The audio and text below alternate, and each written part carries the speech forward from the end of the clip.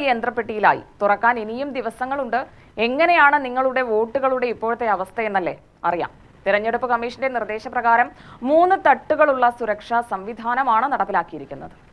Pathiripala Mount Seena public school, Palakkad government Victoria college, Akathethara NSS engineering college എന്നിവിടങ്ങളിലാണ് വോട്ടെണ്ണൽ കേന്ദ്രങ്ങൾ. ഇവിടെയാണ് EVM-കളെല്ലാം സൂക്ഷിച്ചിട്ടുള്ളത്. ഓരോ നിയമസഭാ മണ്ഡലങ്ങൾക്കുമായി വീതം ആകെ 12 സ്ട്രോങ് റൂമുകളാണ് സജ്ജീകരിച്ചിരിക്കുന്നത്.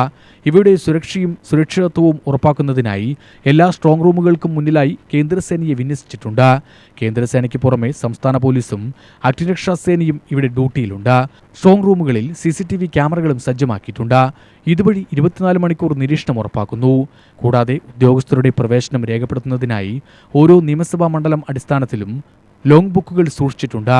തൃത്താല, പട്ടാമ്പി, ഷൊർണൂർ, ഒറ്റപ്പാല മണ്ഡലങ്ങളിലെ വോട്ടെണ്ണൽ പത്തിരിപ്പാല മൗണ്ട് സീന പബ്ലിക് സ്കൂളിലും, കോങ്ങാട്, മണ്ണാർക്കാട്, മലമ്പുഴ, പാലക്കാട് മണ്ഡലങ്ങളിലെ വോട്ടെണ്ണൽ അകത്തേത്തറ NSS എഞ്ചിനീയറിംഗ് കോളേജിലും, തരൂർ, ചിറ്റൂർ, നെന്മാറ, ആലത്തൂർ മണ്ഡലങ്ങളിലെ വോട്ടെണ്ണൽ പാലക്കാട് ഗവൺമെന്റ് വിക്ടോറിയ കോളേജിലും നടക്കും.